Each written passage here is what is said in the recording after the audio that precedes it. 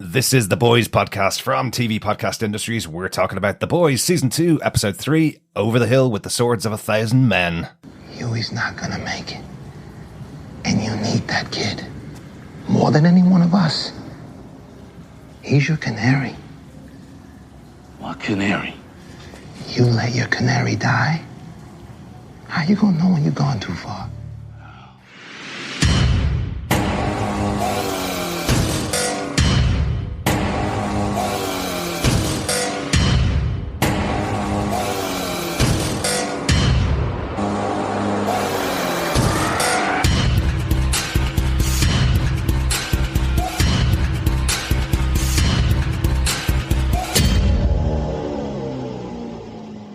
Welcome back, boys and girls. This is TV Podcast Industries. We're talking about The Boys Season 2, Episode 3, Over the Hill with the Swords of 1,000 Men. Hoorah, hoorah, hoorah, hey. I'm one of your hosts, Darick. Anywho, fellow boys and girls, we're on our third wind at the moment. I am one of your other hosts, John. And rounding out this trio of men, I am the man with 1,000 swords in my pants. No, because that would just be really weird. Yes, it would. It would be very I'm Chris, weird. Sorry, by the way. Hello. That is an image I did not want at the start of our third podcast. Well, Exactly. I was trying to think. Okay, it's Over the Hill with Swords of 1,000 Men. So, technically, it's somewhere between 1,000 swords and 2,000 swords. Yes. Because men could only hold, unless you've got like these men that can like have swords on their feet, or like kind of like Popclaw, maybe. Yeah. Or maybe Like, they only there's had something- 2 swords between 1,000 men and they all shared Could them. be. Oh my god! So it could be between 2 and 2,000. Maybe there's one guy like that's like just really over prepared, and he's just like bundled with like he's got 1,000 swords on his back, like a turtle shell. Game of Thrones, yeah, kind of thing. Maybe. Yeah. Soldered to his back or something like that. Yeah. Well, it does bring us to a point that I forgot to mention in the last 2 episodes. The first season of The Boys, every episode was named after a title of of one of the sections of the comic series, one of the arcs of the comics run for The Boys. But they were also named after songs, named after famous songs. This episode is named after a song from the early 80s, late 70s, a punk song by the band Ten Pole Tudor. So have a listen to the song. If you're as old as I am, you will definitely recognize it. It played quite regularly on my radio station when I was a kid. So that is where my hoorah, hoorah, hoorah came from earlier on, just in case anybody doesn't know the song and was wondering why the hell I said that. That's from the original song. So there you go. Go listen to it. It's really good. Really good. Guys, want to say a big happy Labor Day to our American listeners. This weekend is a bank holiday over in the US. Where is the drought of entertainment that was predicted for the rest of the year earlier on this year? I know. My God, this weekend we had obviously all 3 episodes of The Boys came out. Mulan was released on Disney Plus. The Avengers game came out. Tony Hawk 1 and 2 came out yesterday as well. What else came out this weekend? There's so much entertainment that you just can't possibly fit it in, even with the one extra day you have as a bank holiday. That's it. Yeah, Lovecraft Country as well. They released the episode early for episode 4. Yeah. We'll have our review of that up over the weekend as well. Yes, on Dreadful Podcast. It will also come out a little later on TV Podcast Industries. So, of course, you are more than welcome, fellow boys and girls, to tune in to our discussion of Lovecraft Country as well on HBO. Yeah. No, it's just that this drought is going to come at some point. It is. I don't know if it's going to be a drought. I think what the companies are doing now at this point is they already had everything set up for the year. Yeah. And I think it's going into 2021. Early 2021, the kind of first 6 months, that's where things will start to be spaced out more and more. Yeah. Because poor Bats, the filming on the Batman has been held. It has shut down production again because our Pats is COVID positive, according to Vanity Fair sources. Variety, that's right. Variety. Yeah. Multiple variety sources. But Matt Reeves has gone back to filming. He's just filming all the bits that Batman isn't in at the moment. So they have gone back to filming. It's just Robert Pattinson, unfortunately, is down with COVID for a few weeks. But that's a good thing because remember, it is Batman. So there are loads of scenes where he just walks out of the screen and everybody's left talking to themselves. Which, if there's one stable that you can use, it's Batman does disappear from scenes instantly. So that is true. A bit of dialogue going on with Robert Pattinson. They'll turn the camera away and then he's gone. So you see, the thing is, with all this pandemic on the TV, I was kind of looking forward to that moment where TV studios, film studios had to root around in the bottom drawer of the filing cabinet for all those things that had actually been filmed and then had been canned because they were so awful or something. And so that we were going to get all this great kind of dross B movies and B movies that actually end up being great. Yeah. Do you guys remember back when we had Smallville? Just before that, they actually had a 2-part pilot that never was aired, but was actually released for Aquaman. No, actually, no. Yeah, there was this one where it was like he lived in islands near the kind of Barbados, things like that. It was kind of like, it was one of, I'm expecting that. We're going to get all these really weird, like 2-hour pilots that never went full to series to air, but they got the pilot, and that these could be good. Like Fantastic Five will suddenly just turn up, and you were like, oh, I didn't even know they did that. Interesting. You never know what could be available. But let's get into talking about our 3rd episode of The Boys Season 2, which was released yesterday. Episodes for The Boys come out every week now on, as they complete the rest of the series. They get released every Friday. Weird release schedule on Amazon Prime. It seems to appear at about midnight or 1 a.m. UK time, and seems to appear sometime in the early evening over in the US. So I don't really know what time it gets released, but we will be here with our coverage every week for The Boys from now on. Yes. But make sure you don't miss it by going over to tvpodcastindustries.com and subscribing on every good or VOT affiliated podcast catcher. You can leave us a review because, reviews help the world go round. Much like the one and only Chimom 100? Chimom 100? I'm not quite sure. But they had left us a review over on Apple Podcasts, and it had this to say: mystified by some TV shows? Listen here for fun and intelligent discussions. Darick, John, and Chris, hey, why am I last? Will intelligently discuss your favorite TV shows and help you make sense of them. Yes, I said discuss, not recap. If you are looking for intelligent, interactive, and humorous discussions of different shows, look no further. They cover a variety of shows: Watchmen, The Boys, The Witcher, Star Trek Picard, The Umbrella Academy, Lovecast Country, and on and on. The guys also have fun contests that go along with the series. 3 Irish guys, no profanity, and informative podcasting. What more could you want? Tune in to TV Podcast Industries.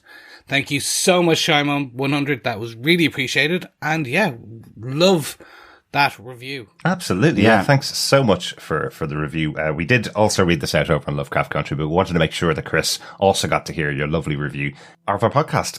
And just to repeat what Shimon said there, 3 Irish guys, no profanity. So, damn it!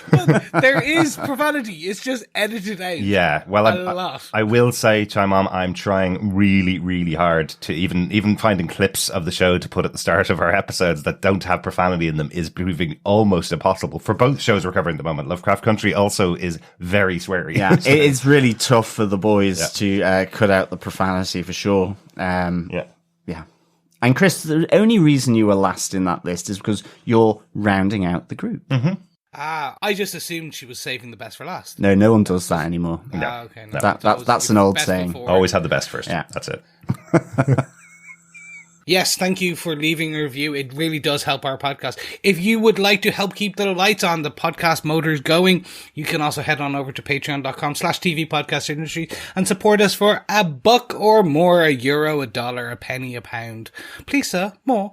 Just anything you have available. Much like Oliver, that's as much shilling as we will do, but we really appreciate any support. It helped me get this fantastic mic so I sound even better. And the ASMR podcast will be coming later. But over the course of the release of The Boys, episode 1, season 2, I did get contacted by Dr. Bob Phillips, one of our fellow boys and girls, who asked, oh God, will Chris be doing a rendition of the Translucent Man eulogy?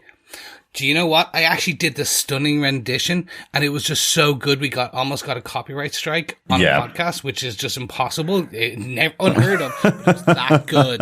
So unfortunately, I did do it. It will never air. I'm sorry. It's now on the dark web. unfortunately. And I think it's slowly destroying and deconstructing the dark web. As people listen to it, then yes, the dark web is being destroyed. It's much like the joke that kills in Monty Python. It's just it's the kind of joke that where anyone who listens to it, they die. It's just like that song. I'm pretty sure it's a horror film now. It's the premise. But anyway, enough of crazy ramblings. Let's jump on to The Boys, episode 3, Over the Hill with Swords of 1,000 Men. Darick, do you want to tell us who gave us what?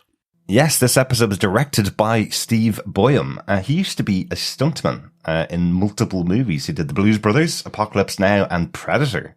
Wow, when he was a stuntman. So he's been around for quite a long time doing stunts, but he has moved on to directing a bunch of TV shows for many, many years now. But should really mention, he directed 9 episodes of Supernatural. So that's obviously where he met showrunner Eric Kripke. Yeah, so, definitely. Yeah. That's really cool. Stuntman turns director. I like that career path. Yeah. He must get the actors to really push it on the stunts. I was going to say that. If you guys have forgotten, over on Amazon Prime, they have this feature called X-Ray where you can see some interesting tidbits about the episodes that you're watching. For this episode, for episode 3, they were saying that the director, Steve Boyum, was actually in the helicopter with the pilot.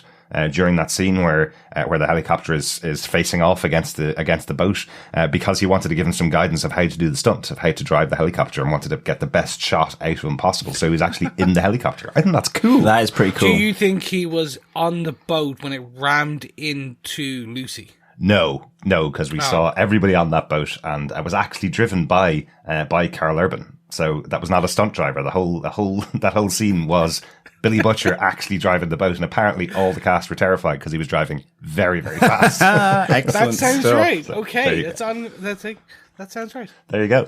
But the episode was written by Craig Rosenberg. He's written episode 4 and episode 7 of season 1 of The Boys, and also wrote 4 episodes of Preacher as well. There you go, Chris. Yes, I remember talking about him. They're good episodes that he wrote on Preacher. Yeah, excellent. Well, John, do you want to tell us what they gave us with your synopsis for episode 3 of season 2 of The Boys? Sure. Shiver me timbers, fellow boys and girls. The boys are on an ocean wave as they continue to keep a low profile from law enforcement and safeguard their super terrorist, Kamiko's brother Kenji. Mm-hmm. Meanwhile, Daddy Homelander plays fun family with Becca and Ryan as he joins them for breakfast and teaches Ryan the art of flying gracefully. At Vought, the fan has been hit with the release of Compound V and its real use to the media. To distract the baying press, the Seven have a whale of a time on the hunt for the boys and the supervillain. With the boys cornered in a storm drain by the Seven, Starlight is forced to make an impossible choice, while Stormfront reveals her true character, the evilest evil in all of evil. Nice one, John. Got to keep that going for the rest of the series, I think. It still makes me laugh. Yeah. Evilest evil in all of evil. I like it. We're the podcastiest podcast in all of podcasts. Do you know that's actually what I wrote for our season 2 synopsis when I put it out? I had it as join the podcastiest podcasters in all of podcasting. There you go. Let's get into our big moments from the episode. As we've mentioned for the last 2 episodes, we take our boys moment, which is our protagonist moment, the Seven moment, which is our antagonist moment, and then any other outstanding moment from the episode that we want to talk about as well, hopefully covering the whole episode. Chris, do you want to kick us off with your boys moment? Sure. I'm going to take a very small one, just because I thought it was absolutely brilliant. But Huey is having a whale of a time. Yay! Puns ahoy! Yeah, it was there. There for the taking. Yeah, this just was fantastic. Like, they built this up so well. This, just literally the scene inside Lucy. Like, where he no longer has it in him to do anything else. But I wasn't expecting it, because we've seen how the episode grows, the arc of the episode, where you see kind of Huey is elated by the Compound V revelation, and Frenchie and MM are kind of like on his side, and everything seems to be better. He has this touching conversation with Annie. He leaves a message for her. Yeah. And I have that written down as he has a touching conversation with Annie's voicemail. Well, that's true. Which is very cute. It's little broken-hearted Huey, you know, that he broke up with the last season, and all this season you've seen him sitting on his own watching this video of the Billy Joel song, you know, where you know, when you have a broken heart, when you've broken up with your partner, and there's one song that just seems to strike that note with you that keeps you kind of level enough. That's what seems to be going on with Huey at the start of this episode. He's watching this video over and over again. I'm going to get my second wind sometime. I will get my second wind. I'm going to say something. I did not know that was a real video. Oh, really? I did not know that was the real thing. So I just assumed because this guy, when they started the episode and it was all looked like that, and this guy just magically appears, I'm like, oh, this must be like one of the like early Vought superhero infused music videos. I thought it was a pun. No. Only later did I find out, because Billy Joel on Twitter tweeted about this, that his songs are in it and one of his videos. And I'm like, oh, wow. Okay, cool. I'm sorry, Billy Joel, the boss. I am sorry. No, that's not Billy Joel. Billy Joel's not the boss. It's Bruce Springsteen. Oh. Well, see, it shows you even worse. Because this goes back to a joke from the first episode of season 1. This is the kind of joke about the fact that Huey's now in this really violent gang of the boys, and the music that he likes is kind of standard 80s pop, basically. It's pretty broad kind of strokes, whereas the guys are all into kind of punk music or rap music or rock music. He's into Billy Joel. So that's and the joke. Spice Girls. And the Spice Girls, yes. But that's Becca that's into the Spice Girls. Billy Butcher just likes them because she loves them. So. Yeah. Yes, that's true. There you go. Anywho, it was just this lead up where you just see actually it's a great analogy for the first 3 episodes, right? I didn't know how they decided that it would they'd only release the first 3 and then move it on, but it's a perfect escalating path for the first 3 episodes. Yeah. Where you can see poor wee Huey, petite Huey, just like start to fray and fray and fray and fray. But then he gets these little upticks. Yeah. And that kind of just gives him enough energy to keep going slightly on. And then just when they hit Lucy and you get that Ace Ventura when nature calls scene of Butcher crawling out and then the rest of the world's still inside. He's just there. No, I'm done. And what we opened the podcast, which is, Huey's role is the canary. He is when he breaks, that is the canary in the coal mine. Like, that is your team is nearly done because you've pushed them too hard. Yeah, it's the warning to Billy that he's gone as bad as the Soups have. If he ever pushes Huey to breaking point, then he's gone too far. Definitely. Definitely. Like, I loved Huey's resignation here. This idea of him, certainly, in the carcass with the heart still beating. Just poor Lucy's heart. The last few beats sort of is kind of the soundtrack to this resigned Huey. Those whale carcasses that then explode because they've all the internal gases. I was just thinking if Huey stayed in till that moment where he's kind of like just the air pressure inside and he explodes. Oh wow! I do not know those types of whale carcasses, John. No. Yeah, because they're kind of the internal gases, and then they kind of just split open. That's more if they were not pierced. That's by true. A big thing and have a gaping hole in them. Yeah, that is true. Sealed. That is true for sure. But I really liked that kind of resignation, and I really liked just that moment with Mother's Milk, where he's basically told Billy to run and jump. He's staying here, and Mother's Milk goes back in and he says, well, if you're staying, I'm staying. And he's just like, you got me. And it has to come out of the carcass and fight another day. I'm really liking the Mother's Milk is the person here who's really kind of latching on to Huey to kind of keep him going and bring him along as well. I think they're both helping as well. Like, we do see Frenchie kind of going, 1 foot in front of the other, Huey. We need to move. The 7 are coming to kill them, basically. And Huey's having this crisis of conscience or crisis of, I can't go any further. And Frenchie's kind of like, okay, just 1 step at a time. We'll get there. Really good moments in here. Yeah. No, just for me, I think it is, you touched on it, which is when Butcher has gone so far, Huey breaks. One of the interesting parts, and I'm going to pull in some of the comics, is that there's an element where Huey actually becomes as bad as Butcher. And I'm curious to see if they will actually try and break Huey similarly in this. Mm-hmm. Now, maybe it's not till season 3, but it's a really interesting thing, because I don't know if I can see, and this is no slight, Jack Quaid being as violent as Karl Urban, or being as a kind of like crazy and kind of just kind of like swearing and kind of just being that much of a-hole, if you will. Like, it's certainly the casting of Jack Quaid in this role is the nerdy dude who occasionally has to do things that he doesn't want to do. Yeah. Like season 1, remember, he did blow up Translucent, you know? Yeah. He's the one that killed the soup, you know? Nobody else has killed the soup. And he's the counterpoint, you know? The canary in the mine element is really good here. Mm-hmm. It's a good analogy for Huey. I would really like to see him kind of go crazy, and I think you kind of maybe get hints of that in his relationship with Billy. Like, you know, he punches Billy in this episode and Billy makes him mad. And I think it's that idea that maybe anger will push him over into that, if they touch upon that, as you say, Chris. Yeah.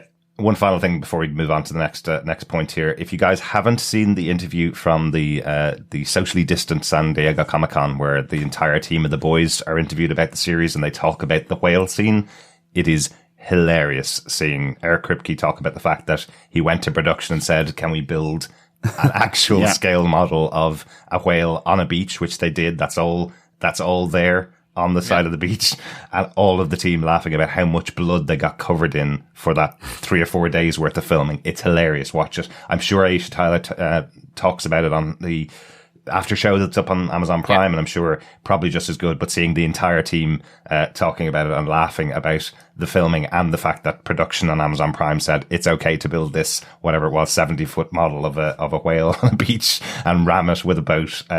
Hilarious. Really good stuff. One thing I'll quickly just also say is don't worry about watching the after shows and things like that. Mm-hmm. Or any of the, if any of you watch trailers or if you've done anything like that, because everything shown so far in any of the marketing material is only up to episode 3. Yeah. John, what's your boy's protagonist moment? Well, in the same way that the world, I suppose, is now split between pre and post COVID, I suppose this is pre-whale death now, and this is the FU, the touching conversation between Frenchie and Kenji about his sister Kamiko. Mm-hmm. I think I've been calling Kenji Mouse in the last episode, but we saw from the subtitles his name is Kenji. I'd completely forgotten that if it had been mentioned previously. But so. I really like this conversation. Frenchie's trying to kind of help here.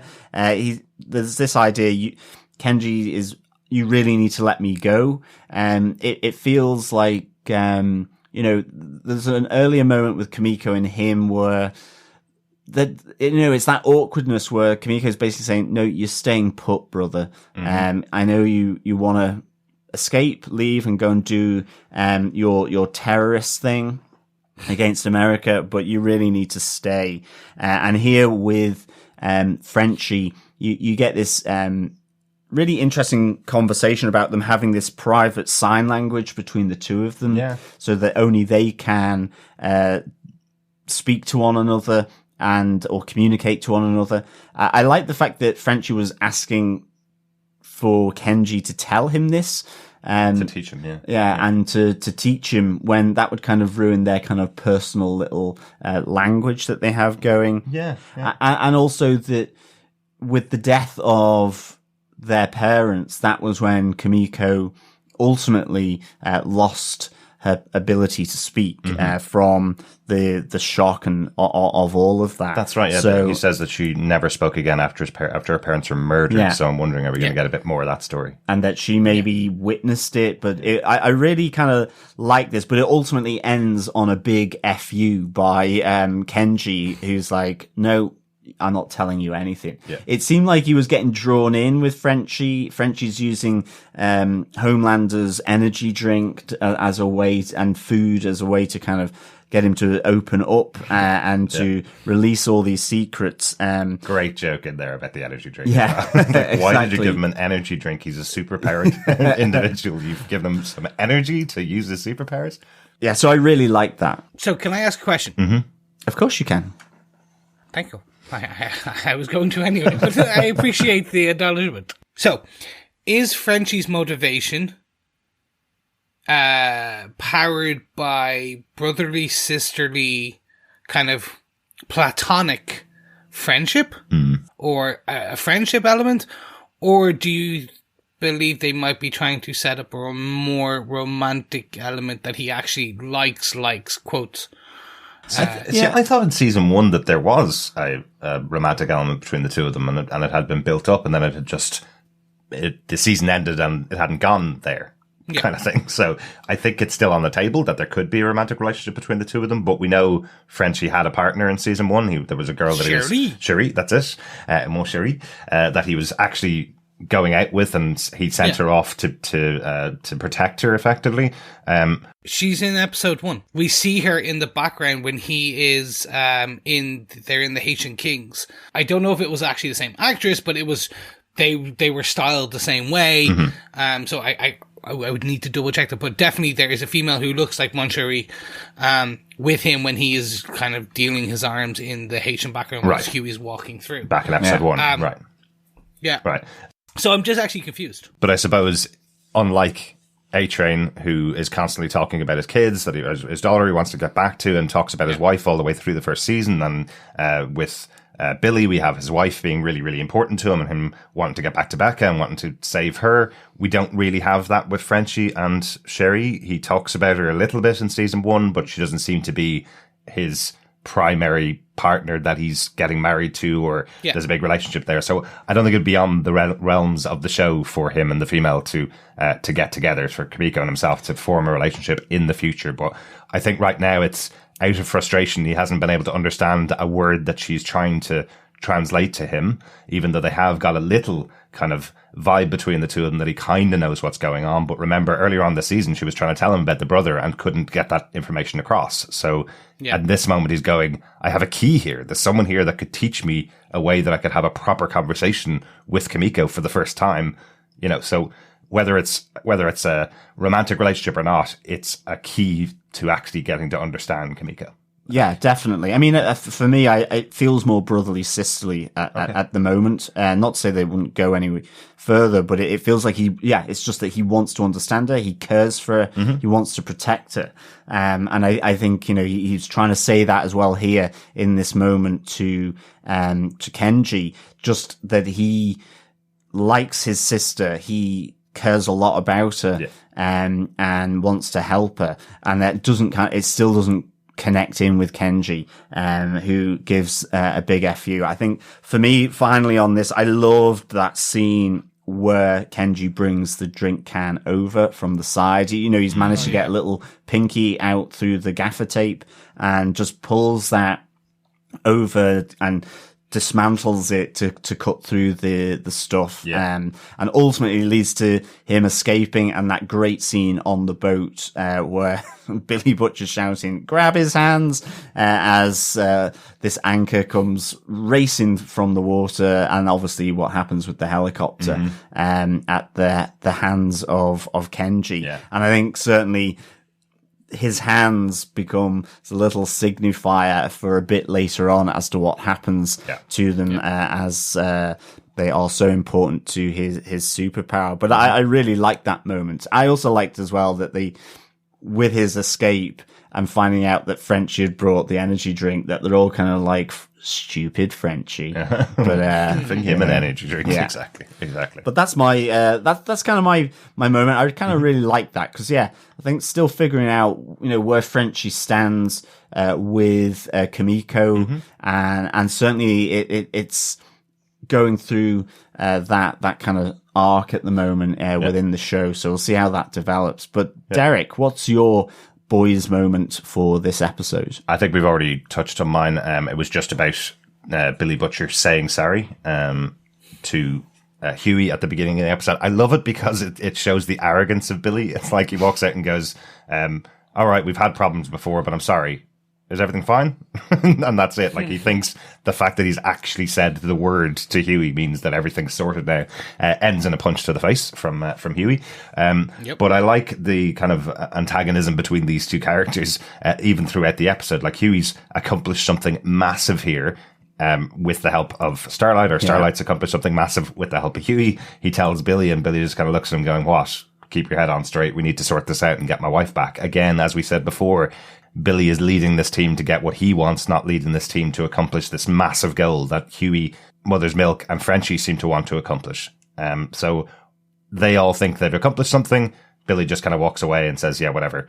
But we do get another moment with the two of them later on in the episode where Billy has kind of recanted and is praising Huey for the work that he's done as well. So that was all just that's that point between those two characters after the antagonism that we saw earlier on in the episodes, where we're seeing a little bit of the mending of that relationship towards the end, anyway, of the episode. Yeah, I love how kind of low key Billy Butcher does this in terms of the justification why he's saying sorry. That I was a little out of hand back at the van. And he's like, you threatened to kill him if he gets in his way again. It wasn't like, you know, you were going to withhold sort of pocket money from him or something. Yeah.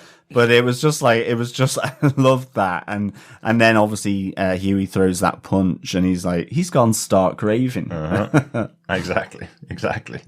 That was it. That's my protagonist moment for the episode. Chris, take us on to our antagonist moment, our 7 moment from the episode. Yes. So I'm gonna take the big one. Mm-hmm. Sorry. Absolutely. We see, I originally called it the real Stormfront versus female. But it's actually just more about the real Stormfront. We're getting to see the woman behind the mask, if you will. I'm using a lot of superhero analogies. In the fight, or the chase of Kamiko and Mouse, or Kenji, his real name, and Stormfront. Mm-hmm. We see Stormfront killing everyone. Yeah. For first, she just throws them through the window of this African American family, and basically it's like a mother, a father, I think 2 kids, and I was like, oh, okay, like just collateral damage. And then the first instance, like the father is shouting at Stormfront and she just electrocutes him. Yeah. And I was like, oh. And then as it continues, mm-hmm. like we just see this wanton destruction and death. Yeah. And Stormfront just like does not care about collateral damage. She is in it for the win and is just destroying innocent bystanders left, right. Now, very quick one. Have a look. Everyone killed is a person of color. Yes, absolutely. Everyone killed is a person of color. And importantly, you mentioned about the father being killed with lightning as she arrives, and that might have been collateral damage to get him out of the way. But then she stops, turns around, and kills the rest of the family. You hear them all screaming for her to leave, and then they're silenced. Then she goes throughout the rest of this. It's a tenement building that she's going through. She goes throughout the rest of the building, throwing people out windows and blowing up floors worth of people that are living in this building. So it's absolutely there on the screen for you to interpret that she's racist at that point. But it's the moment when she goes and kills Kenji, what she says to him, you know, oh, hang on a second, there's a different motivation in here with this character. It's not about getting to the end goal. It's about killing as many people of color as possible because she clearly thinks of them as absolutely different to herself and the rest of the people around. And it's also, she's sadist here. You know, I like to see the eyes go out and look at me. You know, this idea of she wants to see that life drain from him. So she takes pleasure in killing other people of color. Exactly. Which is the frightening thing here in this for sure. And evil. So the one thing is I was expecting. So as I had already called out in episode 1 when they kind of introduced, I did Chris's Corner and I kind of gave you the history of Stormfront. Mm-hmm. I was kind of expecting them to maybe hold off a bit or to slowly tease that she was a racist and like that they just went full for it. And again, this is very much The Boys. It's The Boys, yeah. So I was expecting it. I don't know. I was expecting it, but I wasn't expecting it. You know, that's contradictory. We have talked about this before, Chris. Yes. Right now, I am Schrodinger's audience. Yeah. I was expecting it and wasn't.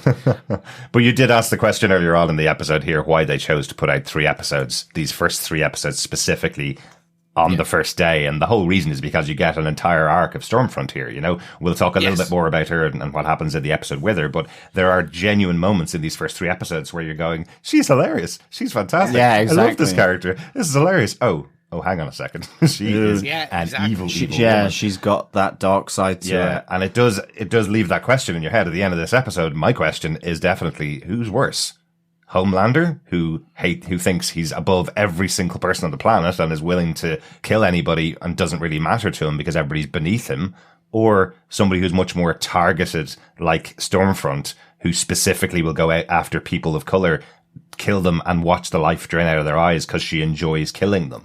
You know what I mean? Like, Homelander will kill anybody that gets in his way, but he's not doing it out of a specific malice. He just doesn't care about them. Whereas she specifically cares to kill people of color and look at them as they die. That's exactly. A different type of evil there. And we know that with Homelander, it's a god complex that he has. Mm-hmm. That's the thing. He has a god complex. She has a race complex, effectively, in her view of how she will view collateral damage or simply murdering people. Exactly. So it's like she takes the opportunity that she has to murder people. Exactly. And cover it up as collateral damage. And just coming on the Homelander thing, I did really like that moment where he comes onto the roof and says, I said he was mine. And she just goes, you snooze, you lose, Gramps. Mm-hmm. And you see Anthony Starr's face as, you know, she is getting the accolades for taking down this super villain, in quotes, and stealing that limelight from Homelander. It really pisses him off. Yeah. You can see that in his face. And I'm really going to enjoy that dynamic because it might be just the case where people root for Homelander, that he is not selective about who he kills. He just kills anyone. Yeah. He is the definition of being sociopathic, I suppose, rather than racist sociopathic in that sense. Exactly. But who knows? It's kind of a very... they're both as bad as one another. They're both evil, but which one's more evil? Yeah, exactly. I think they'll do Better the Devil You Know as a kind of the remaining episodes. So the boys will have to kill Stormfront because they know Homelander, they know how to deal with him, they don't know how to deal with a crazy racist soup. I am interested to see if they go full Nazi, which I get the feeling they're going to now, just based on what happens in this. But I just thought it was really, really good. And also it's giving the female huge motivation for this season. Yeah. Because not only is there, like, you killed my brother, you tortured my brother, you asphyxiated him while watching it, you broken his hands and arms. Yeah. Then that was so gruesome. And you did it for racist reasons. And not like to bring him in because he was a soup villain kind of terrorist. I have to say, I loved Kamiko's angry face as she's kind of glaring at the TV with Stormfront on it, and that the glint of revenge in her eyes. I cannot wait to see that. Yeah. The interesting thing I thought about the battle between Kamiko and Stormfront as well was it felt how unpowered Kamiko was against Stormfront, actually. That was just kind of an observation from my side. I felt that, you know, is Stormfront that much more powerful than Kamiko? And then the other thing is, on Stormfront, is it just lightning bolts that she does, or can she summon the wind and all that kind of stuff? Is she like Storm? Like Storm, I wonder. Because at the moment it just seems like it's lightning bolts. Yeah. In which case, she's the Emperor from Star Wars. She's nothing to do with weather systems. Like, well, he ran a universe, so that's pretty powerful. Yeah, right? Exactly. Oh my goodness. As far as I remember, it was more just lightning, thunder, that type of thing. She's invulnerable, super strength, and lightning. Yeah. So she can do the clap of thunder kind of thing as well. Yeah, it's this kind of like Hulk smash clap. Yeah. Oh, okay. Cool. But I don't think they're going down that route. I think this is just that she has like certain vulnerability, the power of flight, and can shoot lightning out of her fingertips. But now, when you get lightning out of fingertips, you get additional kind of auxiliary powers there as well, because essentially you're one massive conduit of energy. Interesting. So, but yes, on Kamiko being underpowered. Now, I think it was just more that they'll say, well, she was taken like by surprise. She didn't know what was happening, and this will. But yes, Kamiko should be nigh invulnerable and, or at least as the same level, but she is super, super strong and vicious. Yeah. It's all going to lead up to this great fight between these two, I hope. Well, I think what you both mentioned as well, like, the end of the episode is Stormfront on TV getting all the accolades, Homelander on one side looking at her going, hang on a second, don't like that, and Kamiko on the other side watching it on TV. So I think what they're teasing here, you'll talk about one of the other elements in the episode about this. I think what they're teasing here is the team up between Kamiko and Homelander versus Stormfront. Oh, that would be awesome. They combine their powers effectively versus Stormfront. So take out, as you say, join the devil you know to take out the devil you don't, who's much worse. So that's what it felt like there. We have those two characters both now have a reason to take down Stormfront. So Homelander always uses whatever's around him to get what he wants done as well. So maybe he'll be using Kamiko to take out her, or vice versa. So that's what I thought on that part.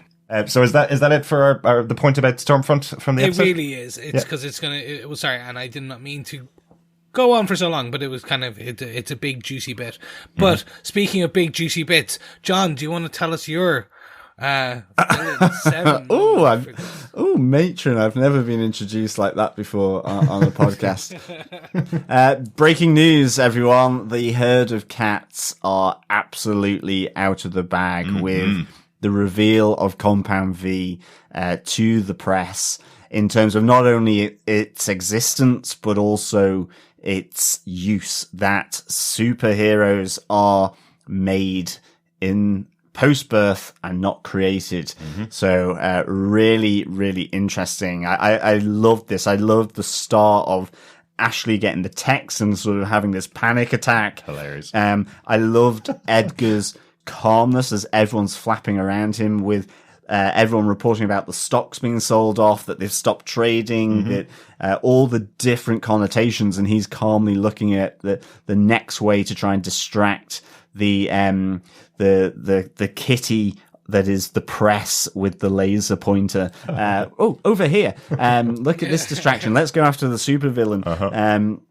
And I really liked all of that. And I like the little touches with Maeve's dad being interviewed saying, well, we never got any money. And then cut back to Maeve talking about how her dad was basically just this money whore for Voight, and taking her to different malls to do appearances and all of this. 3 appearances in a day. Exactly. To get money to go out and gamble. Like, it's just a nice little touch to see, you kind of do feel Maeve's story is becoming more tragic throughout the whole of these episodes at the moment.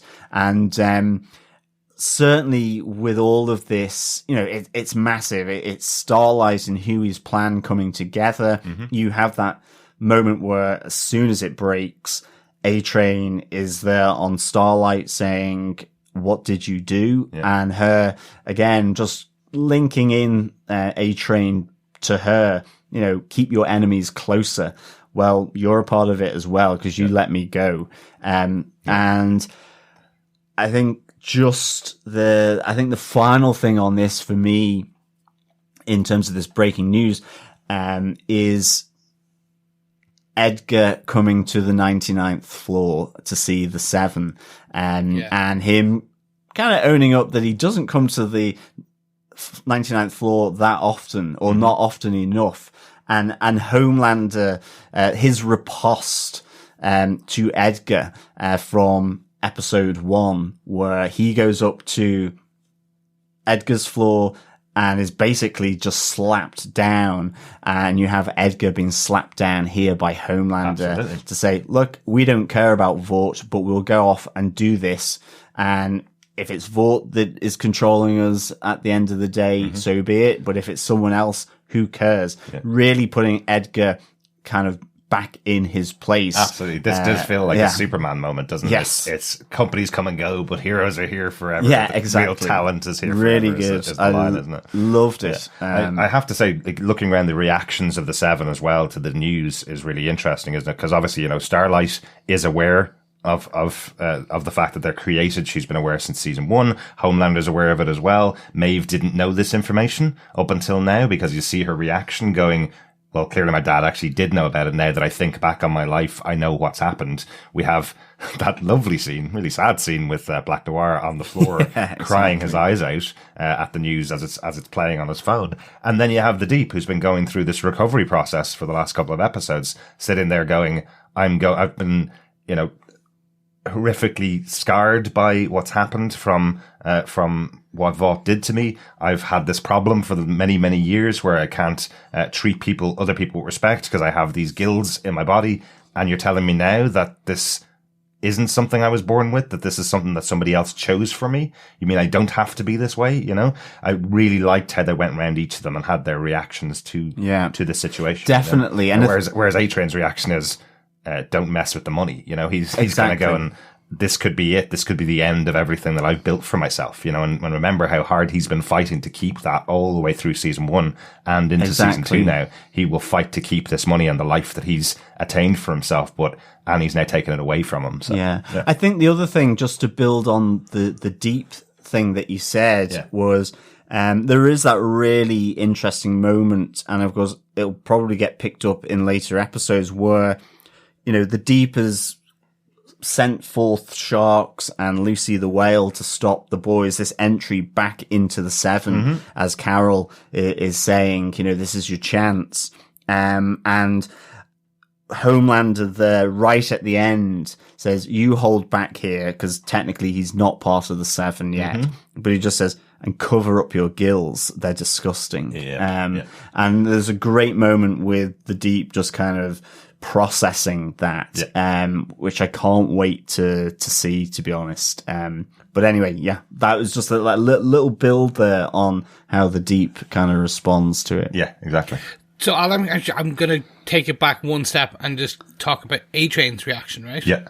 Because what was interesting for me was the riposte, if you will, back to, as he's just about to leave, to Starlight, where he says, you're saying that as someone with money, or someone who says they came from money, who grew up, who had it, when they were growing up. So a lot of it stems, and we saw parts of this with his brother, from season 1, but obviously they grew up poor, but we didn't get that full sense in season 1 that he grew up kind of without, too much. It was just he had to fight for what he wanted. And now that he's a superstar, he wants to keep it. Yeah. But they really seem to be zeroing in on that. Yeah, I think the background, and remember the revelation as well as the Compound V revelation that's on the news here is that their parents all knew about it and the parents all got paid for it and taken care of effectively. So,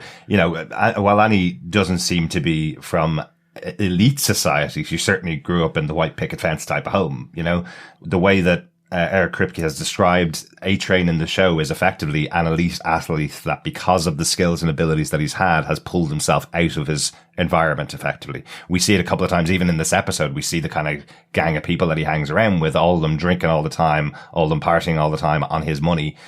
So that's what we're seeing with the A-Train storyline, really, is that he is someone that's come from a background where if he didn't have the powers that he has, he may have gone down a very different path, is the way that they're kind of dealing with his character in the show. We also learned that they were paid. The parents were paid for this. Parents were paid, yes. Yes. Yeah. So it feels like absolutely he has more to lose than everybody else. And the endorsement element of all of the Seven is really focused on A-Train. It's like he's milking everything that he can do, running shoes, jogging outfits, sports days, leisure centers, whatever. He will do it, and he's happy to effectively sell himself off to get this attention, profile, and get in the cash. Yeah, but I suppose this will really play out over the next kind of couple of episodes. It'll be interesting to see. Yeah. I've got one last thing on this moment that we have with Stan Edgar coming up to the Seven and talking to them. It's the fact that it's the Seven, and Homelander calls it out. Homelander leaves that office going, "We're the Seven. We're the superheroes that will save the country from the supervillain." Right? He actually says the Seven. I counted them. There's only 6. So, yes, exactly. And he didn't know the Deep was coming. He didn't know the Deep got a tip off and came and arrived with them. Why is he still calling them the Seven when they don't have a replacement for the Deep? It's all about branding. It is, but why isn't it now the 6? Or is he expecting somebody else to arrive to join them? Because it kind of goes, we're off, as the superhero unit, the 7. If they were called the Justice League, then you keep using the title, but the 7 is about the number of people that are behind you. There's only 5 other people and Homelander. Yeah, but it's a transition phase, so they're not suddenly going to call them they didn't suddenly go now with the 4. It's still the 7. Yeah. Okay, but I'm going to start calling us TV podcast industry's quartet. And literally, we never explained it. This is the episode where we're going to explain it. From now on, we are the TV podcast industry's quartet. And that's it. Everyone will be like, well, where's the 4th? Why is there no 4th? There you go. Inside joke. We do have a 4th. Their superpowers, they can't speak on microphones. There you go. That's it. So I have to edit them out every week. There you go. But I think that kind of wraps up this point. Yep. Right, John? So let's move on to Darick. What is your point for this one?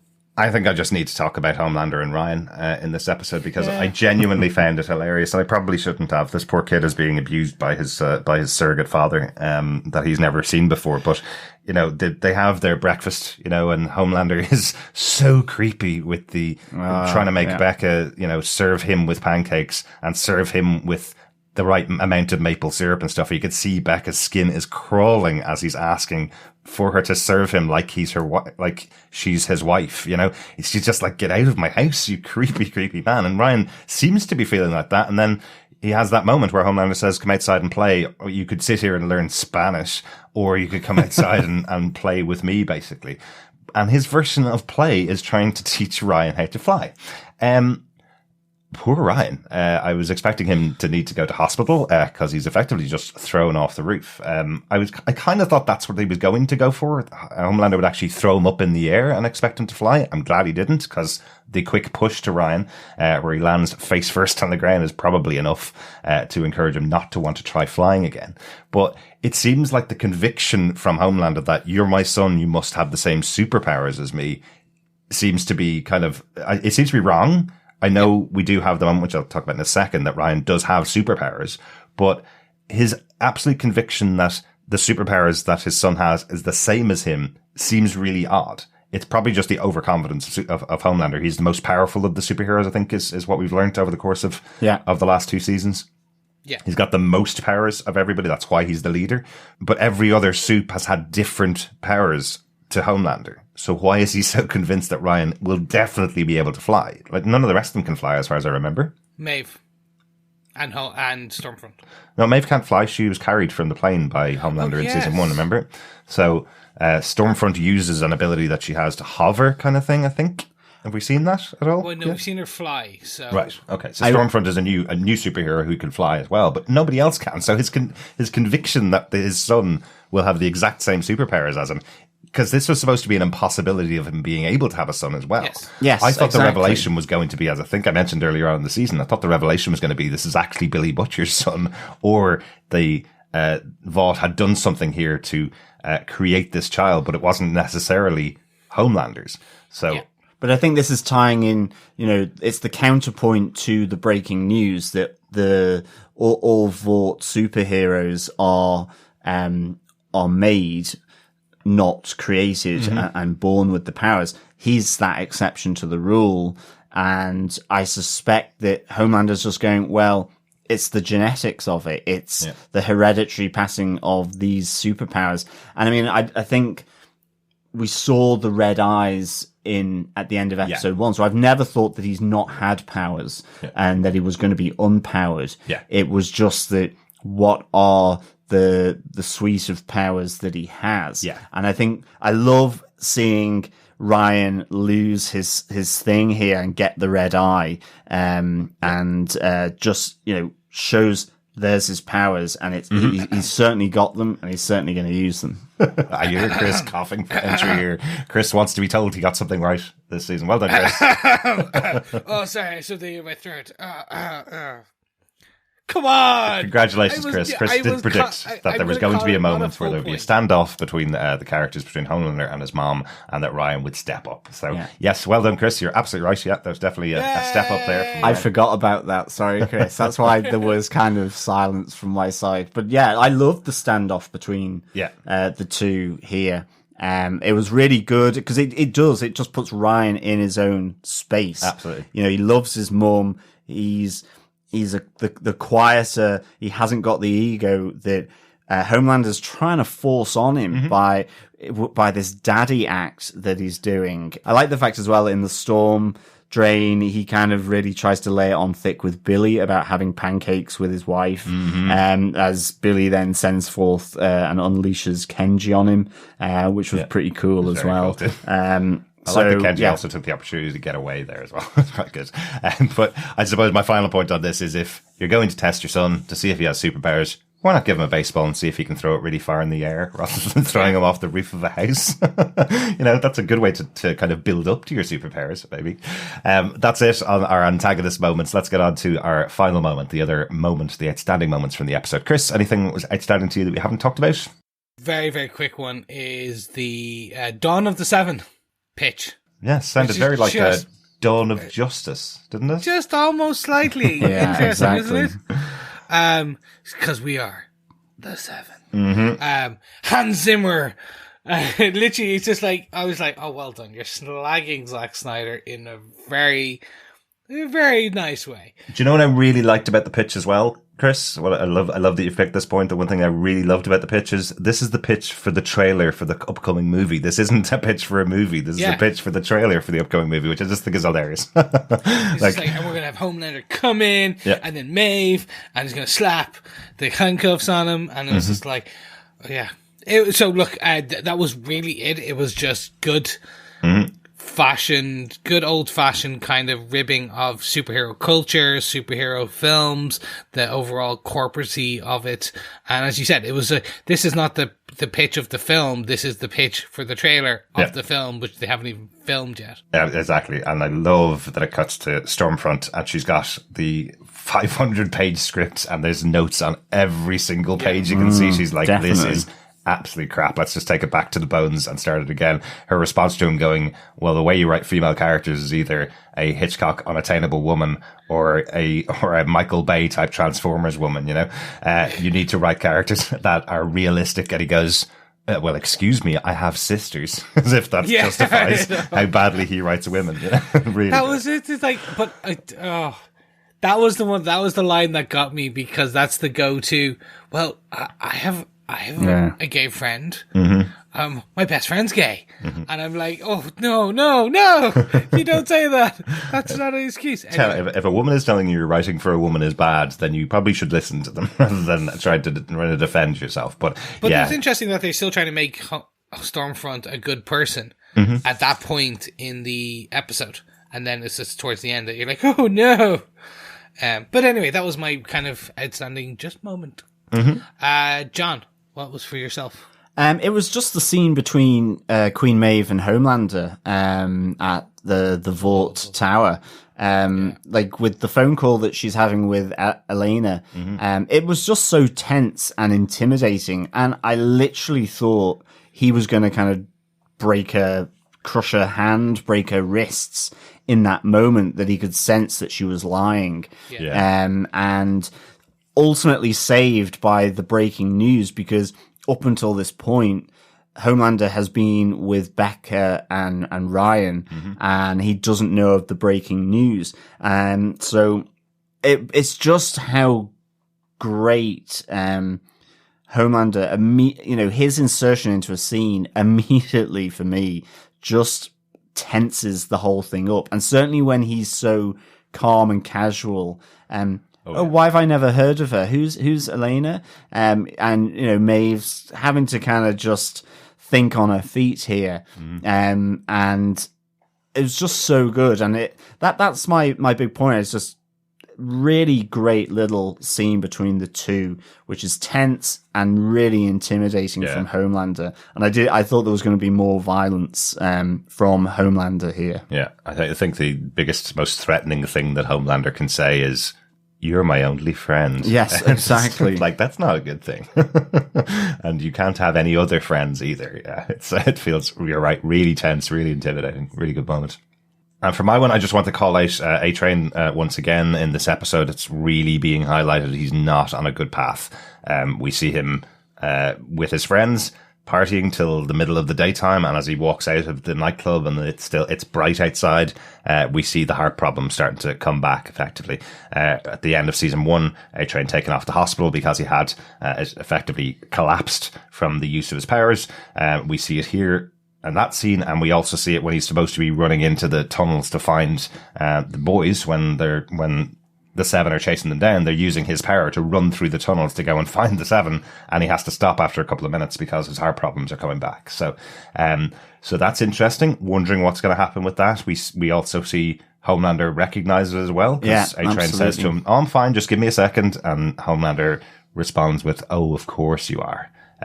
Very knowingly there. So intrigued to see what will happen with A-Train in the future. And it's definitely something that they were underlining here. Yeah, and also in the Sun Drain as well, just I think to call out, the big choice that Starlight has to do with Huey, where Homelander is kill him, because he comes to that moment where the two of them are there and he goes, "You two again?" And the tweak of doubt that maybe she's still got some feelings towards Huey, and ultimately goes, "Let me make this easier for you. Either you kill him or I kill you both." Exactly. And then you get Billy Butcher just stepping up to help Huey. You see that kind of look between them as he unleashes Kenji on him. So again, just another moment there, because right at the end as well, where he's got those doubts at the big press conference over Stormfront taking all the limelight, he's looking at Starlight, kind of, "Don't trust you now." But it's seemingly he's not going to trust anyone in the Seven, because you've got Stormfront taking the limelight, that conversation with Queen Maeve, he knows about A-Train's heart problems, the doubts have come back on Starlight. Effectively, I think at this moment in time, the only person he may have no doubts about is Black Noir.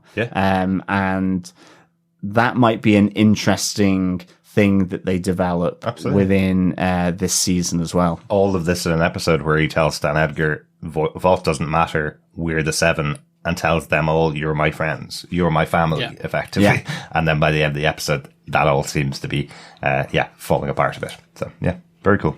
Definitely. That's it for our big moments for the episode. Big episode with this third one. Lots of stuff kind of coming to a head. Again, understandable why this is the big cliffhanger they want to leave you with to get you to come back for next week's episode. Any notes we haven't talked about at all, guys? The one I want to quickly call out, you mentioned at the beginning of the episode, is if you are watching this on your laptop, if you're watching it on your TV, The Boys is imbued with X-Ray, the feature. We bring it up every season and most episodes. They have some great trivia in there. Usually it's stuff that we'll actually mention anyway, but as you're watching, as you're listening, make sure you just pop in. Always do it after the fact. It's usually just go, so like watch the full episode, then jump into X-Ray and have a look. But it's good fun. Yeah, definitely some good things in there. I noticed this episode was definitely sponsored by Budweiser, because we had Kenji wearing a t-shirt with Spuds McKenzie on the front of it, who used to be the Bud Light mascot when we were a lot younger, wondering what Bud Light tasted like. I remember the mascot being Spuds McKenzie. Also the advert that Mallory was looking at, that had the old soup on it, that she calls out, which we'll possibly talk about in a second. That was an old Budweiser print ad as well. So Budweiser definitely sponsoring Amazon Prime this episode. Yeah. So if that's it for notes, anybody else have any? No, nothing else. Will we pop over to Chris's corner for the question then? Mallory asks Billy, does he know an old soup called Liberty? So I'll ask the same question to you, Chris, for Chris's corner. Do you know an old soup called Liberty at all?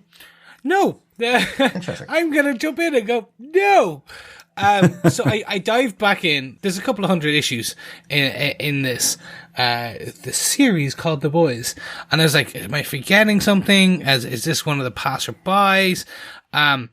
So looking at the age of the ad, and like we're going, okay, looks like World War II era kind of ad around then. So what I have a feeling is Liberty is going to have been one of the invaders. Or basically was a hero around the time of World War II, one of the explosion of the first heroes. Now, there are a few other things. If you look at the costume, there's some striking similarities to Stormfront's current piece. Okay. We do know that Stormfront in the comic books was a Nazi in World War II, and because of Compound V, they age differently sometimes, right? Or a lot of the time. So he is the same. He looks exactly the same from World War II when he does in the current time of the 90s of The Boys, right? In the comic books. Yeah. So it's the same Stormfront. So potentially, the fact they talked about Vought doing his initial experiments back in World War II. Maybe Stormfront is actually one of the first test subjects. Okay. She's just continued, so it explains why she's a Nazi. She came over with Vought. Maybe she is just the product of. Vought is still doing all the stuff. Yeah. Maybe she is we know that Homelander maybe isn't the first one to give birth. Maybe. To successfully. So maybe Liberty was a soup from back in the day, and she was secretly a Nazi, came over, because there's a lot of Nazis that came over and became part of the soup kind of infrastructure that is Vought. So maybe Liberty was one of them, and Stormfront is the daughter of Liberty. Right. But nothing concrete from the comic books that we know right now based on that particular piece that Mallory was saying. Like that, no. Right. So possibly in the show, it's that someone that is giving information to Mallory potentially from the show, but nothing specific from the comic books. Okay. Exactly. The closest is going to be Lamplighter, but Lamplighter is not till season 3. So that would be it. There is something, a very similar ad in the comic books that uses the character Lamplighter. Oh, okay. So anyway, but that is Chris's Corner. Ladies and gentlemen, boys and girls, if you want me to deep dive into any particular questions, remember to email us at feedback@tvpodcastindustry.com, and I will jump in and I will give it in the following episodes. Excellent. Hopefully there'll be more Chris's Corner next episode. Thanks for that. Guys, let's just close out our overall thoughts on the episode, on episode 3 of season 2. What did you think? For me, it's accomplished its goal. It made me really want to come back for episode 4. That's exactly what it needs to do. So much cool stuff in this episode. The boat through a whale is not something I'll ever forget from an episode, but loads of other great stuff in here as well. So yeah, delighted to go back to episode 4 next week. John, what do you think? Yeah, loved it. I give this 4.5 Lucy sushi rolls out of 5. Yeah, it was really good. I do feel, a boat through a whale is fairly epic. I mean, it certainly is a few sizes up from the dolphin accident in season 1. Don't hang out with the deep if you're a fish. Exactly. I loved everything about this episode. Homelander with the family, Homelander with Maeve, Homelander with Stormfront, the reveal of Stormfront just to be an evil bitch is like, oh, okay, because I was really kind of liking her directness, and so all of a sudden she's just this psycho, and Huey and Billy's relationship, I think, is really great. I like the antagonism between the two, but I like that there is that seed of hope with Billy protecting him from Starlight's forced execution of him at the hands of Homelander, I suppose, because I mean, she certainly did strike up a light as well in that moment. So Billy came to the rescue. So maybe there's a little way back to them being the best of friends again. Let's see how that works out. Chris, what did you think of episode 3? I loved it. I'm right there with Darick in terms of it straight away did exactly what I wanted it to. In other words, I was like, why isn't it next Friday? I want episode 4 now. So yeah, it worked fantastically, and that's really all I can say about it. I want to know more. I want to watch each episode, and I'm glad we'll be waiting a week because we can really digest it. But yeah, bring it on. Bring it on. I think it's about time we go for a pint, boys. Yes, I think I need a pint after this. Welcome, fellow boys and girls, to the Boys Pub Quiz. These are questions about each episode throughout our discussion of this series. If you know the answer, you have the answer. You go back and rewatch the episode to find the answer. Please send it on in to feedback@tvpodcastindustries.com. You can also just send your rake of answers in one go if you so wish, whichever way is best for you. And of course, this will ultimately lead to a scale model of a boat inserted into a whale as one of the grand prize. No, we haven't actually decided yet, and we need to very quickly by episode 4 so that we can provide our fellow boys and girls with the prizes for this pub quiz and the questions. Absolutely. Everybody searching the internet looking for the boys' items that we can send out as goodies for the show, right? Get looking. John, what's the question for this episode? Yeah, the question is, what is the name of the boat that the boys are on? Nice. Yes. What is the name of the boat that the boys are on? Answers on the electronic postcard through our email, and yeah, you will be in with a chance of winning some goodies, some boys' goodies. The boat owned by a friend. Well, a stranger. A stranger is just a friend you haven't met yet. Absolutely great line. From so good. Love it. Let's get on to some feedback. We got some feedback in since the episodes were released yesterday on Amazon Prime. We got some feedback in from our awesome boys and girls. First up, a voicemail about episode 1 from Steve Brown. Hey guys, it's Steve, and this is for the first episode of The Boys Season 2. Wow, so much packed into this one episode. That was that opening scene with Black Noir and seeing him fight, and then seeing kind of his powers, I guess, of healing that he has, that even survived that nuclear blast and then killed the soup terrorist, and he takes the head to Translucent's kid and shows it to him with the bunny. I was just, oh my goodness, this show has just started right back where it was, and it's nice to see that we don't have to guess about Homelander. Of course, it didn't take us long in the first season to figure out that Homelander wasn't a nice guy, but to see that he still kept keeping up his being a jerk sort of shenanigans is good to see, and that whole scene with Blind Spot and stuff. But yeah, just so much good stuff. Sad to see Raynor go, and it's kind of sad to see that Huey and Annie are not together. But I think maybe by the end of the season, maybe they'll be back together. I don't know. We'll see. It seems like there still might be a little spark there between them. And do you think there's something with Giancarlo Esposito's character that he has some sort of hold over Homelander? Because it really seemed like Homelander would have done something to him, or would have at least threatened him, like physically or with his powers, and he didn't. So I'm going to watch episode 2 here in a little bit, and I'll send a voicemail for that one. Talk to you later. Thanks so much, Steve. Yeah, it's the boys is like a well-worn glove, isn't it? It fits snugly back on, and we end up being right back where we left off from season 1 with, Homelander being Homelander, just what he brings. And agreed, I love that scene in the first episode between Homelander and Edgar. And you're just kind of thinking, why is he holding back?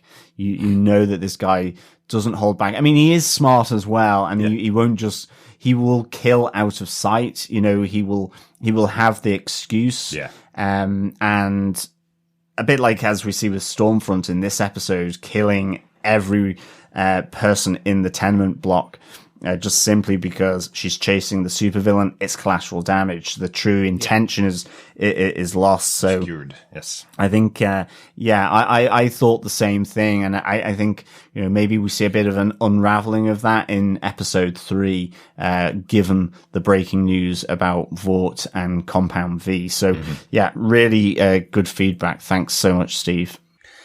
Yes, thank you so much, Steve. Appreciate it as always.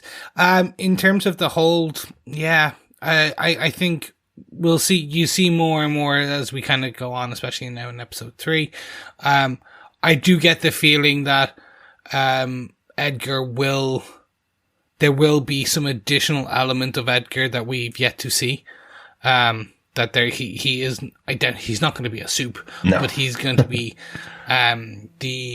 the evil corporate entity, if you will. Yeah. Exactly. So there will be something there. Yeah, he has the protection of being head of the company on his side. He's massively confident, as we've seen. So, really interesting character. Great to see him on the show as well. Thanks, Steve. I know you'll be back for the voicemail of episode 2 in a moment. Also on episode 1 over on our Facebook group at facebook.com/groups/TV podcast industries, Salim Kislar has posted his thoughts about episode 1. He says the 2 bloody moments stick out to me most. What Homelander did to Blind Spot and what happened to Raynor were diabolical. Wow. Though I'm not sure exactly what happened to Raynor. If it was a sudden exploding bullet in the head, why did her nose start bleeding? Did someone plant a bomb in her, a la Suicide Squad? I hope this is explained in future episodes. I like Homelander forcing this issue with Vought on things he doesn't agree with. There's a great continuation of his conversation with Maeve from last year about why they listen to Suits. And his pushing of the supervillain term is hilarious. I also enjoyed the bit with Gecko. Love the 3rd and 4th tier super characters this show mixes in with the likes of Mesmer from season 1. I'm looking forward to what's next and listening to the episode 1 podcast. Thanks so much, Salim. Great to have you back with us. Yeah, thanks, Salim. Really good to get your thoughts on that. I need to now go back because I can't remember that conversation you mentioned with Maeve from Homelander about why they listen to Suits, because that may explain, of course, why Homelander doesn't just laser Edgar into a melted human candle. On the death of Raynor, we haven't got any more detail about how the death happened. I thought it was that in this episode that Kenji's power effectively, that they've tracked him down and that they've said he's the supervillain, so maybe he's the one that used his power to crush her head and that's why her nose bled, but that's not there on the screen. We might see that in a future episode. So lots more stuff to learn about Raynor. Thanks so much for your feedback, Celine. Yes, thank you so much, Celine. We also got some feedback from Dr. Bob Phillips, who's had this to say. I'd forgotten how much blood and sex and downright self-centered misogyny was wrapped up in the evil of the 7. Brilliant reintroduction. My suit moment, can't decide if it's the clap to deafen Blind Spot or the bottle of milk. Or the sweetness of a tube train. Or the downright dripping misery of a Fresca hangover. Or catching the half pint of your lifeblood in your own pint glass. The boys' moment has to be Harry Potter. How better can you capture the essence of little Huey? Cute, nerdy, intense, and completely one jump sideways of cool. I'm going to say one leap. One massive leap. Just a little jump. Just a little. If anybody else, he'd be cool. Yes. Thank you so much, Bob. Always great to have your feedback. And I'm going to go, Harry Potter, I completely forgot. He is. Katniss. Yeah. It was interesting because he makes the joke about the Katniss from Hunger Games. And obviously he was in the Hunger Games, the first film. That's right. Yeah, I completely forgot about him in there. Yeah, me too.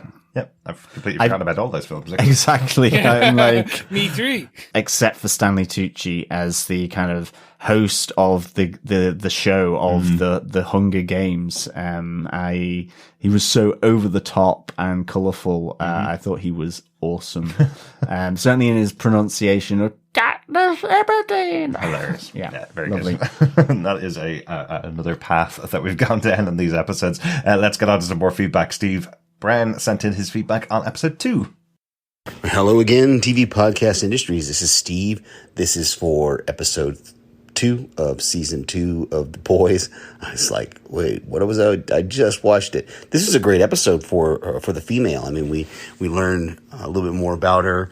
We see her, obviously she recognized her brother right away in that when she saw that video and was trying to communicate that to Frenchie, and just absolutely loved that whole what we got to see from her, and then her realization that her brother was whether he was brainwashed by this shining path, shining light, whatever they're called, or what. So it's going to be interesting to see how this turns out. Is she's going to be okay with giving her brother over to Mallory?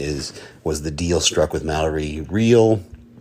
We'll see. And of course, the future going forward with Huey. I was glad that he got in the van there at the end. I was a little worried that he was just going to walk away because he really has nowhere to go. We don't know what's happening with his father. Starlight seems to have either rejected him or definitely doesn't want to be with him right now.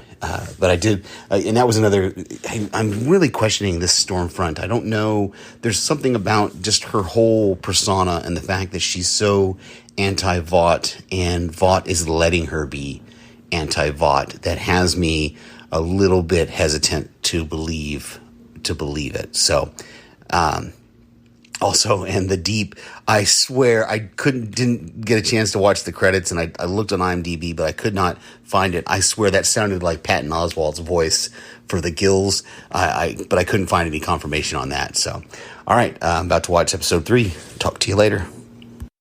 Excellent, Steve. Yeah, thanks so much for the feedback. Yes, thank you so much, Steve. And that was 100% patent. He even confirmed it yesterday.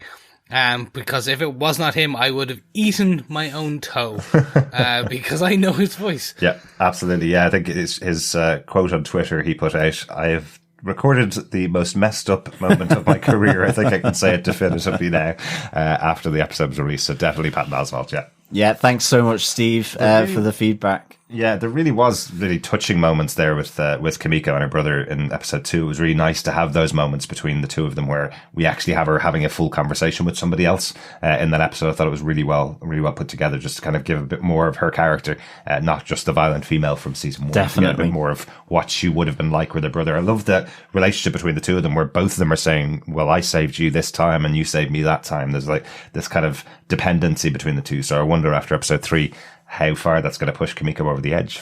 Yeah, absolutely. We also have some feedback on episode 2 from Salim Akisla, and he says, I love Stormfront. The boys need to find a way to rein Billy in. When he gets that tunnel vision, he's a danger to everyone. Interesting game of mutually assured destruction between A-Train and Starlight. Yeah, definitely. Absolutely. If I'm going down, you're going down. Yeah, no, if I'm going down, you're going down. And certainly with hints of skin being peeled off the screaming, wriggling body by Homelander. Yeah. And certainly I'm really interested, Salim, to see your thoughts on Stormfront from episode 3.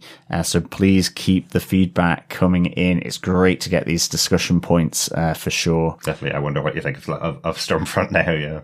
Exactly.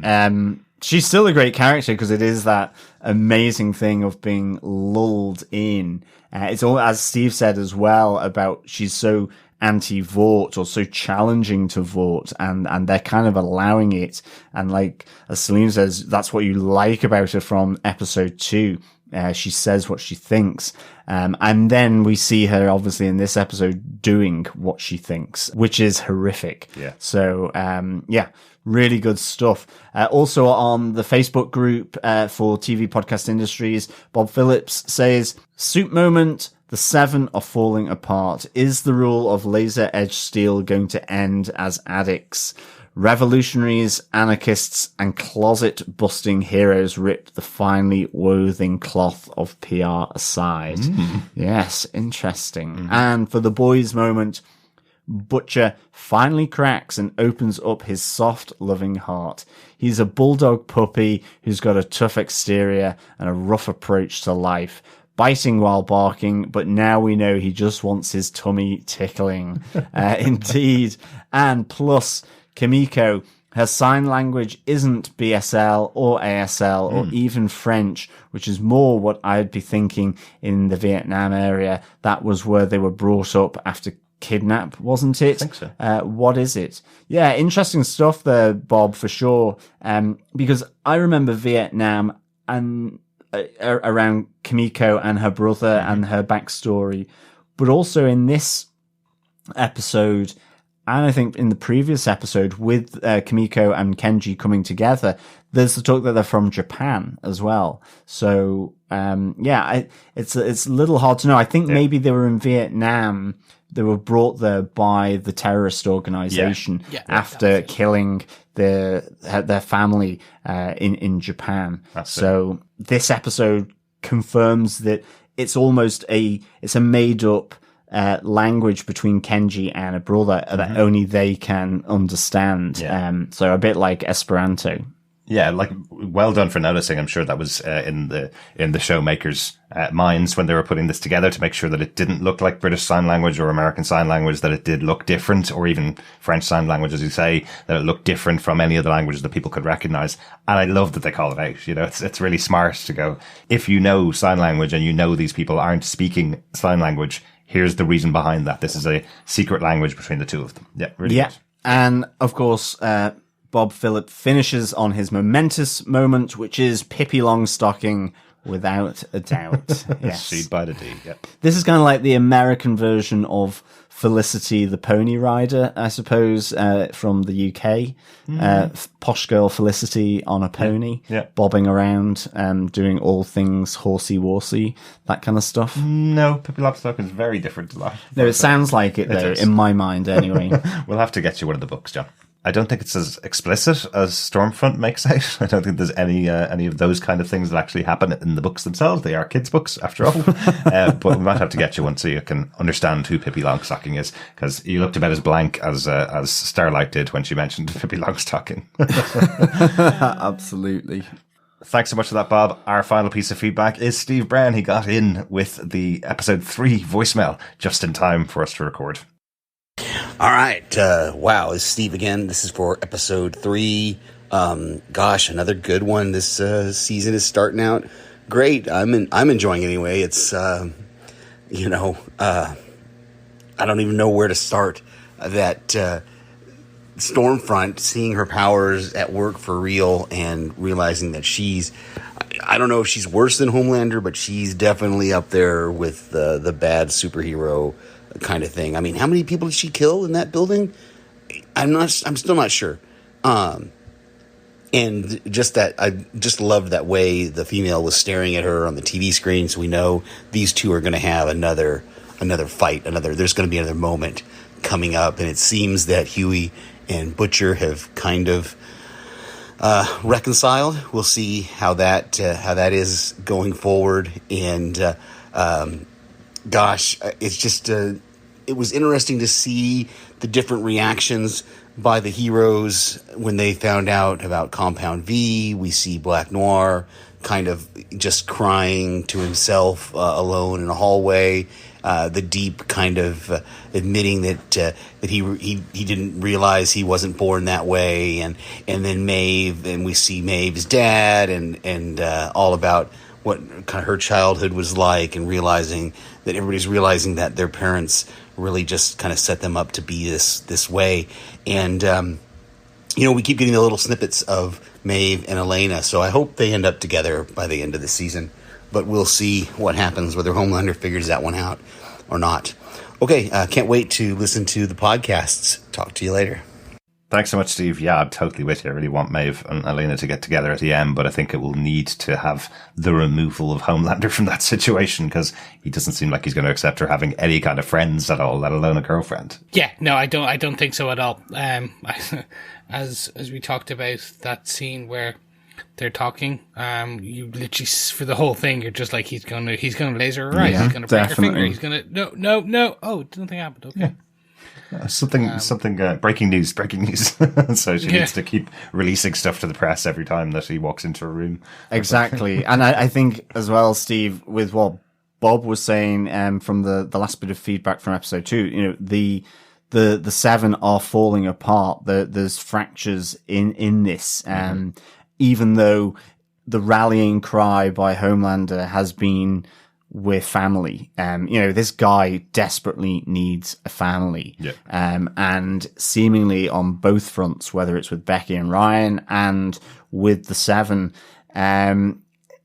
his expectation isn't going to match up with reality at all in this. So thanks for the feedback, Steve. Because that's true, because he's never had a family at all. He never had parents at all. He killed all the people that were trying to take care of him when he was growing up in the labs, effectively. So he's never seen what a real family looks like, and he's calling all these people around him a family, and it's not working out for him the way he expects, I suppose. Yeah, and for all the evilness of Homelander and his god complex, I do actually think it's genuinely tragic backstory for him that feels like it is a genuine motivator of some of the things that he does. He just can't control what he does. He can't do it in a sensitive kind of normal way. It's always over the top because he's Homelander. He's a god.